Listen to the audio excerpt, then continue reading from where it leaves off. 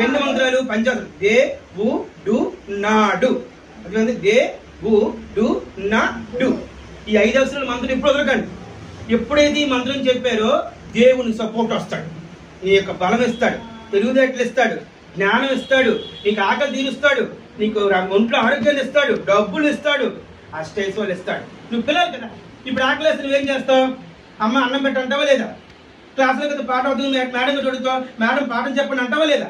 అలాగే నువ్వు దేవుడికి అడగాలి కదా, నువ్వు బాలకృష్ణ రావాలి కదా, బాలకృష్ణ కూర్చొని బాలకృష్ణ వినాలి కదా, వింటికి దేవుడు పలుకుతాడు. నువ్వు దేవాలయానికి దేవుడికి వెళ్ళవచ్చు చెప్పండి, దేవాలయంకి వెళ్ళాలి, మొక్కలు దేవుడు వస్తాడు. అలాగే మీరు బాలకృష్ణ కూర్చుంటే అతను చెప్పిన మాట వింటే అప్పుడు దేవుడిని ఇతను వస్తాడు.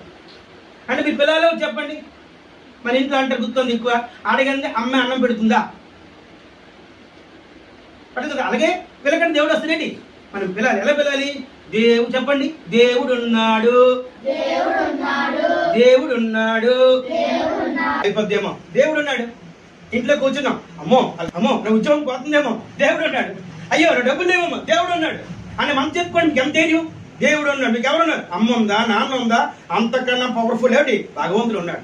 గట్టిగా నమ్మాలి, స్ట్రాంగ్ గా మన పని మనం చేసుకుంటూ ఎవరిని మొక్కాలి, ఏదనుకోవాలి? ఎప్పుడు దేవుడు ఉన్నాడు. ఏటమ్మా? దేవుడు ఉన్నాడు.